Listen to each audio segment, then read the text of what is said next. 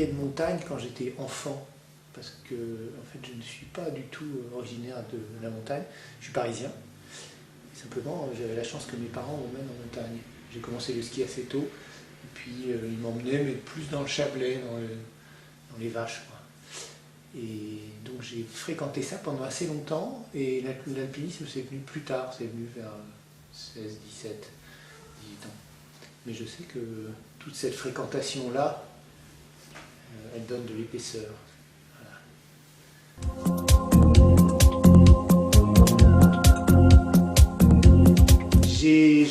J'ai fréquenté le bloc intensivement, mais peu de temps. C'est-à-dire que j'ai commencé, les premières fois où j'ai commencé à grimper, je suis allé dans les falaises de la Seine, à Gonesse, voilà, quelques fois. Et puis après, j'ai commencé à grimper, et je suis allé à Fontainebleau très intensivement pendant 2 ans. J'y allais 3 fois par semaine, quoi. Et puis après, j'ai quitté Paris. Donc Fontainebleau, j'y suis allé occasionnellement après.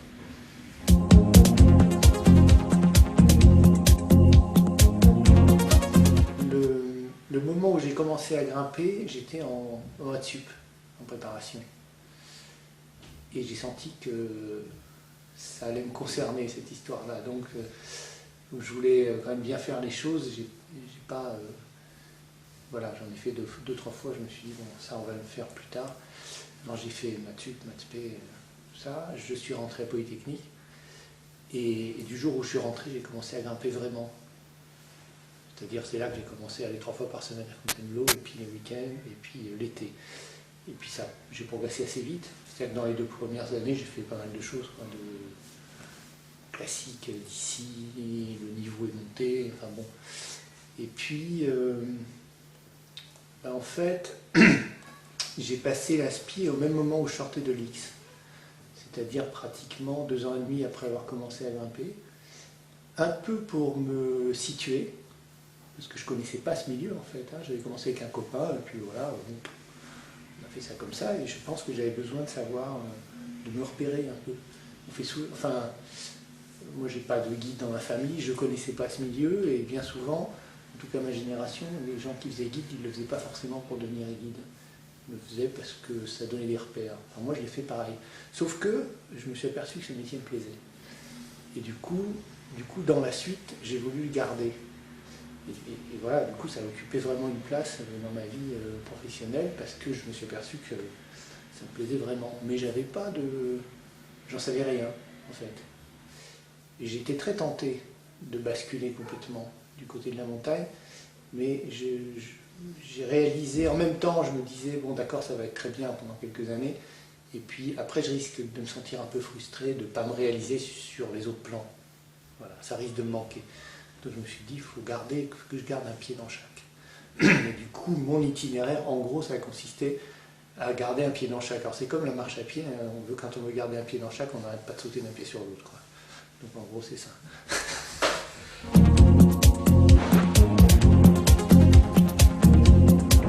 Mais la manière dont j'ai découvert la montagne, c'est composé de 3 choses.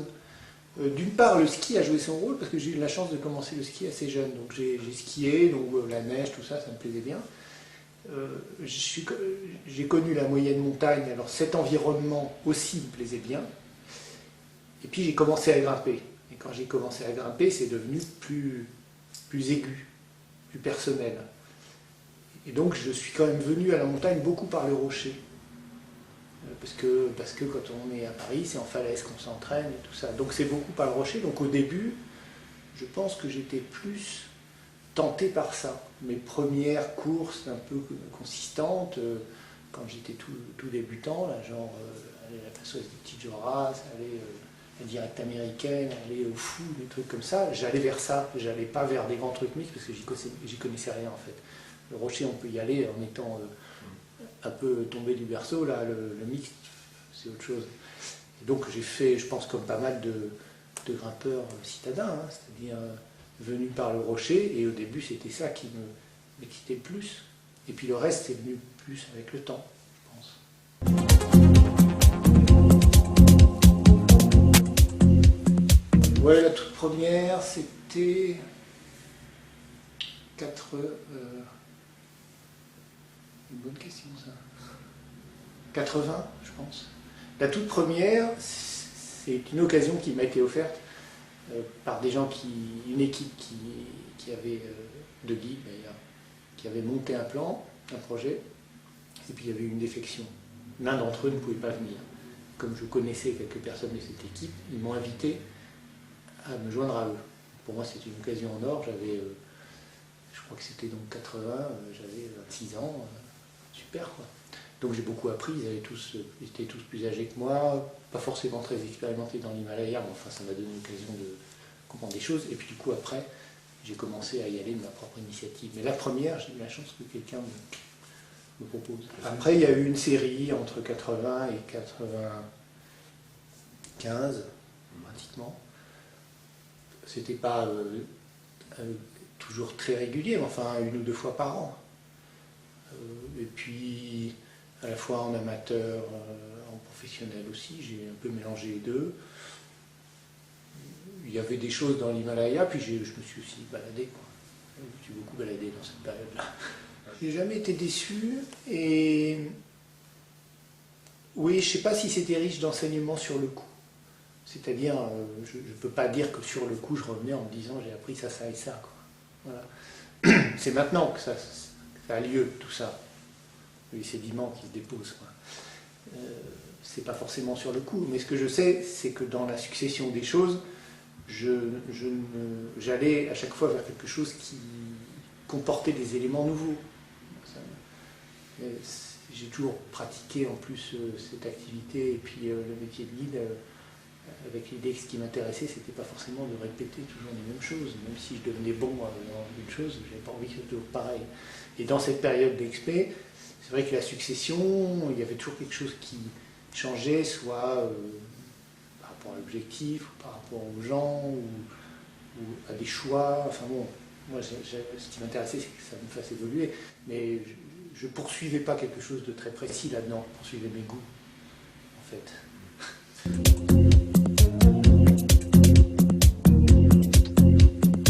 Globalement, l'attachement à l'Himalaya, enfin à ce genre de montagne, effectivement, c'est lié au sentiment que c'est vraiment un autre monde. Ma première expérience, par exemple, c'était sur la dimension, tout simplement. Prendre conscience que c'est un paysage qui n'est pas du tout aux mêmes dimensions. Je me rappelle que la première marche d'approche que j'ai faite, au moment où j'arrive à un col, je vois un village là-bas, je me dis dans 4 heures on y est, il fallait 3 jours. Bon. Et là j'ai pris conscience de quelque chose.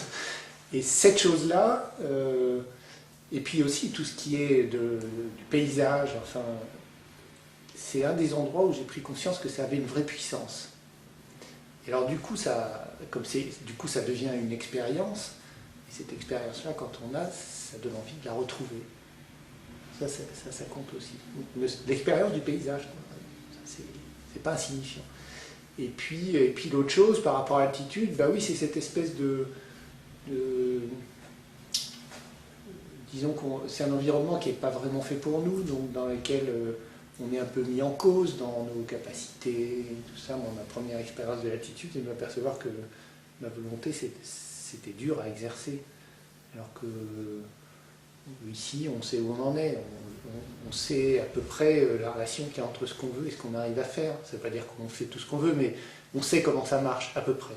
On arrive là-bas, ça vole en éclats, parce qu'on a beau vouloir. Alors on peut ressentir ça comme une frustration, ou comme un truc qui a de l'intérêt. Alors moi, j'ai plutôt ressenti comme quelque chose qui avait de l'intérêt, et alors tout ça, accompagné du fait d'être un peu diminué, c'est pareil, on peut ressentir ça comme une gêne, ou se dire qu'est-ce qui se passe pour moi là-dedans. Alors j'étais plutôt du côté qu'est-ce qui se passe pour moi. Et là encore, c'était effectivement l'expérience de rentrer dans un monde différent, et qui donnait envie d'y revenir un peu. Parce qu'il y a des... parce qu'il n'y a pas l'équivalent ailleurs. Je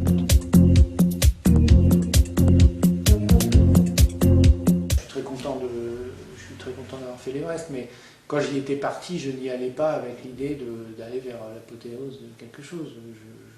Je me disais même, bon, voilà, c'est un peu plus haut, mais ça ne va pas être radicalement différent de quelque chose qui est plus bas. Ce en quoi je me trompais. Parce que je me suis aperçu que ça m'avait quand même apporté quelque chose de différent. malgré tout. Donc je suis très content d'avoir découvert ça. Mais je ne le situe pas non plus comme quelque chose qui voilà, marque la fin de l'aboutissement, etc. Je ne sais pas si j'ai quelque chose que je vis de cette manière-là d'ailleurs, j'en suis pas certain. Mais peut-être que c'est déjà nu, j'étais le plus... qui représente un ensemble de choses plus fortes, plus personnelles. C'est peut-être celle-là. Ouais.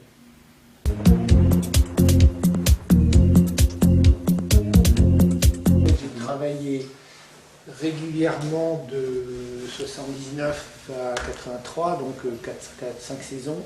Et puis après, pendant encore plusieurs étés, je pigeais. C'est-à-dire que, comme j'avais une habitude du fonctionnement de la boîte, quand ils avaient besoin de quelqu'un pour remplacer, pour ajouter, etc., j'étais assez facilement sollicité. Donc j'ai continué à avoir une activité, mais moins... J'y étais plus régulièrement. Et ça s'est étalé sur 10 ans, effectivement. J'ai beaucoup aimé, en fait. C'est-à-dire que ce rôle-là, d'abord la population qui passe à travers les stages de guide, c'est une population intéressante, globalement. Il y a vraiment des personnalités, c'est des gens motivés, c'est bien. Et puis, quand on est prof là-dedans, bon, il y a des contraintes administratives, tout ça, mais au fond, une fois qu'on est parti, si on a quelque chose à transmettre, on a toute liberté pour le faire, et alors du coup, ça devient très bien.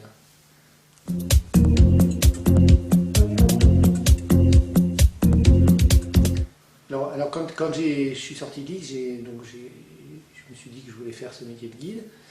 Bon, c'est saisonnier, et puis par ailleurs, j'ai continué à faire une activité scientifique, j'ai continué à faire des maths un peu, et puis après, j'ai rejoint la labo d'informatique du CNRS, sans être au CNRS, on travaillait en freelance sur des contrats, c'était un labo d'intelligence artificielle, enfin bon, je faisais plutôt des maths en fait là-dedans.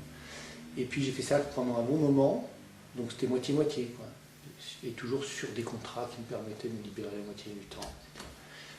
Puis après, il y a eu une période où j'ai quitté ça, j'ai fait quelques boulots avec des entreprises, des missions, quoi. Après, il y a eu une période où j'ai vraiment quitté tout ça et j'étais plutôt du côté de la montagne, mais c'était pas, voilà, c'était pas très équilibré. Et puis, depuis disons 4-5 ans, mais vraiment sérieusement depuis 2 ans, j'ai commencé à utiliser cette expérience pour m'adresser au monde de l'entreprise sur des thèmes comme les équipes, l'engagement d'équipe, des questions autour de ce qui se passe dans des situations un peu risquées, etc. Donc c'est en gros, ma démarche, c'est faire part d'une expérience et puis, si j'ai du temps, faire un bout de chemin pour que les gens se l'approprient. Moi, je ne viens pas leur dire ce qu'il faut faire, je viens leur dire comment ça se passe pour nous, et puis s'ils ont quelque chose à en tirer, c'est eux qui en tirent quelque chose. Mais ça, c'est venu assez lentement, parce que j'y pensais depuis longtemps, plus sous l'angle de la sécurité, en disant on a des choses peut-être à dire, y compris à travers nos erreurs, hein, sur les questions liées aux accidents du travail, enfin tout ce qui est... Hein. Et puis en réfléchissant, en discutant avec des gens, c'est les gens qui m'ont dit mais tout ce que tu abordes sous l'angle du management, ça a beaucoup de sens aussi et tu devrais y réfléchir. Voilà. Et puis les premières occasions sont venues et puis maintenant ça commence à prendre tournure. Donc en fait ça m'occupe, ça devient vraiment une activité. Je pourrais même faire le choix de ne faire que ça là. Sauf que, parce que bon financièrement en plus c'est plutôt mieux, hein, mais sauf que c'est pas ça que je veux. Donc, tant que je suis actif, que la montagne me plaît, que j'aime bien ce métier de guide, je garde une activité au moins saisonnière. Et puis le reste du temps, je fais ça. Alors en plus, c'est bien parce que moi, ça me fait revenir sur des expériences vécues qui sont certes très intéressantes, mais une fois qu'elles sont vécues, c'est fini. Et puis on en fait quoi derrière? Alors bon, on fait des photos, on fait des articles, on fait des bouquins, c'est très bien, mais c'est jeté comme une bouteille à la mer et on n'est pas en rapport direct avec les gens. Alors, le côté communiqué, on le réalise sur le terrain comme guide, très bien, très intéressant, mais il y a d'autres façons. Et alors ça, c'en est une pour moi, c'est-à-dire quel sens ça a pour quelqu'un qui n'est pas du tout dans la montagne que de transmettre ce que cette expérience apporte. Et je m'aperçois qu'il y a beaucoup de bonne réception. C'est-à-dire d'abord les gens ils respectent quelqu'un qui a fait quelque chose à la base. Je crois qu'ils aiment bien que je vienne faire ça sans avoir la prétention de leur donner des leçons, parce que c'est pas le but. Donc de respecter le fait que eux, c'est eux qui connaissent leur boulot, c'est pas moi, quoi. Moi je viens de dire voilà, et puis eux, ils en font ce qu'ils veulent en fait. Et donc ça il y a un bon truc. Et puis bon, il se trouve que j'ai la chance de faire ça pas mal de fois dans des environnements où il y a beaucoup de retours. C'est-à-dire où les gens disent des choses, ils posent des questions qui sont éventuellement un peu embarrassantes, ils me provoquent à réfléchir autrement. Enfin bon, c'est très, très réciproque. Donc pour moi, c'est intéressant. Donc mon équilibre, il est là maintenant, entre mes deux cultures initiales. Disons que le côté X, là, il trouve son point d'appui dans cette relation avec les entreprises maintenant. Ça va de conférences, bon, classiques comme font plein de sportifs, jusqu'à des séminaires qui durent une demi-journée, une journée ou 2 jours, dans lesquels je vais, et c'est pas quelque chose où on va sur le terrain, hein, c'est quelque chose où c'est à base d'ateliers, de discussions, avec quelques petits moyens de faire réfléchir les gens que j'ai construits. Donc ça, parfois c'est un peu événementiel, c'est-à-dire on me demande ça, puis c'est une fois, parfois ça s'inscrit dans des cycles de formation, où ça vient faire un peu respirer les choses, amener une perspective différente, et puis après les autres intervenants s'en servent, ça fait une espèce de fil et tout ça. Donc il y a plein de modalités différentes. Et puis il m'arrive quelquefois dans les gens de mettre en sandwich cet apport-là, et puis des mises en situation sur le terrain, on les emmène grimper, tout ça, et puis on leur fait vivre avec leur corps ce dont on parle. Enfin, vivre avec leur corps, avec leurs moyens aussi, hein, mais mettre un peu en situation, puis quand c'est des équipes de gens qui travaillent ensemble, ça contribue un peu aussi à ce qu'ils se connaissent sous un autre jour, qu'ils s'expérimentent mutuellement, autrement, etc. Donc c'est assez sympa.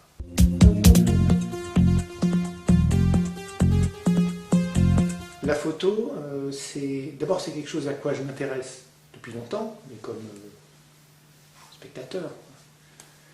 Et puis d'autre part, bon, j'ai fait pas mal de voyages, donc je faisais des photos, mais en gros je faisais des photos là où j'étais. Les photos elles venaient en second, et ce que j'étais en train de faire ça venait en premier. Mais je savais qu'un jour ou l'autre j'aurais envie de faire autre chose. En plus je connaissais un peu des photographes, enfin, quelque chose m'attirait dans ce travail-là. Et c'est venu, maintenant je m'en rends compte, c'est venu après que la période où j'ai fait beaucoup d'expéditions soit finie. C'est-à-dire qu'il y a eu une période de 15 ans où j'ai fait plein, j'étais souvent parti, beaucoup d'expé, tout ça, et puis ça, il y a eu pour des raisons qui m'appartiennent, et puis familiales et tout ça, un changement. Bon, pas forcément facile, mais enfin il y a eu un changement. Et je pense que j'ai eu envie de retrouver quelque chose qui soit à moi, qui soit l'espèce de chose qu'on a là, le jardin secret, le truc où on a son domaine privé un peu, et que j'avais beaucoup à travers les expés. C'est un truc on parle longtemps, on se déconnecte d'une certaine manière, on va sur quelque chose de très personnel. Et du coup, c'est à ce moment-là que j'ai commencé à faire de la photo, à aller faire des photos pour faire des photos, pas parce que je suis quelque part et que j'ai un appareil.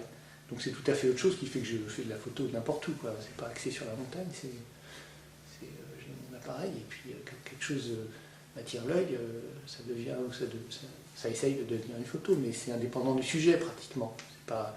C'est pas le caractère extraordinaire de ce qu'on voit qui a de l'importance, quoi. Donc c'est une démarche différente, et pour ça il fallait du temps, parce qu'il fallait plus connaître de choses, plus, ça prend beaucoup de temps, quoi, de traîner pour capter des choses. Et ce temps-là, j'ai eu envie de le prendre à ce moment-là, je pense que c'est pas tout à fait un hasard.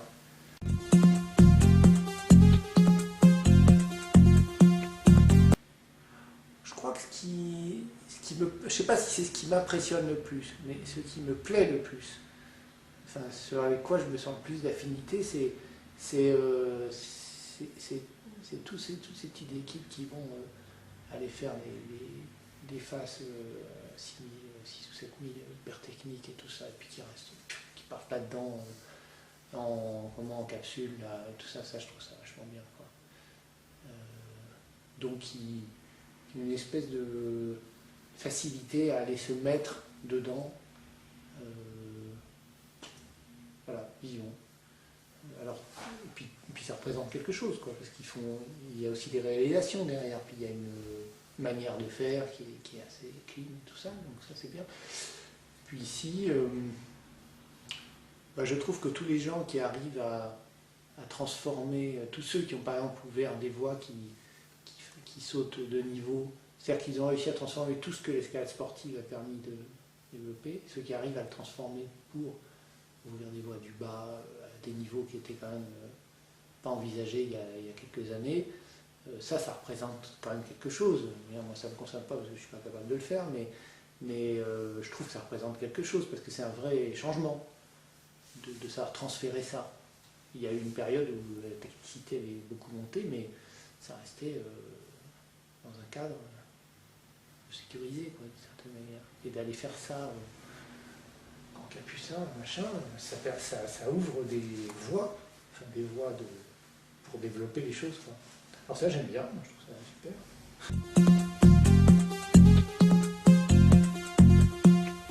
Alors dans les massifs lointains, déjà je vais répondre là où c'est facile, où je trouve ça facile. Dans les massifs lointains, je pense que, en particulier si on regarde la France, il y a de plus en plus de gens qui finalement, maintenant que les 8000, on a fait le tour, maintenant que les 14 8000, c'est pas que ça n'a pas d'intérêt, mais enfin bon, c'est fait, quoi. De s'apercevoir qu'il y a énormément de choses très bien à faire, techniquement intéressantes, à des altitudes qui n'intéressaient personne avant.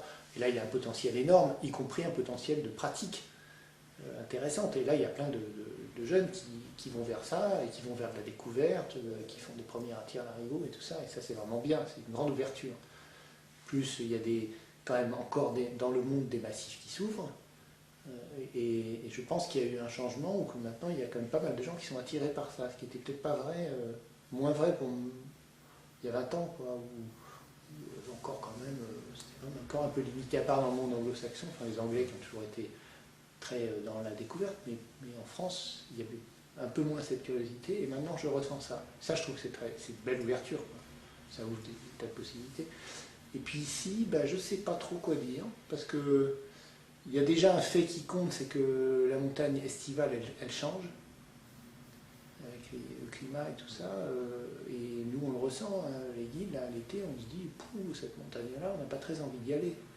Alors c'est peut-être parce c'est les années peut-être, mais il n'y a pas que ça, quoi. Elle n'est pas très sympa. Voilà, il y a des moments en juillet, là, c'était pas sympa, c'est noir, les chutes de pierre, les machins. Donc ça a changé. Alors je pense que ça change quand même les pratiques. Ça veut dire que maintenant on fait plus facilement des hivernales, par exemple. Beaucoup de choses se font en hiver. Donc la pratique, par exemple, déjà, elle est pour les alpinistes qui en sont comme ça, qui font évoluer les choses, elle s'équilibre plus entre l'hiver et l'été, je pense, déjà. L'hiver, ça se développe beaucoup. Le niveau, il continue à monter de toute façon. Alors c'est vrai que plus ça monte, plus ça va lentement. Mais enfin, ça c'est vrai pour tout, quoi. Et puis savoir les ouvertures, je pense que le propre des ouvertures, c'est que ceux d'avant, ils ne peuvent pas les imaginer. Donc moi, j'ai tendance à faire confiance et à me dire, il y a sûrement des gars qui vont trouver des trucs super à faire qu'on n'avait même pas pensé.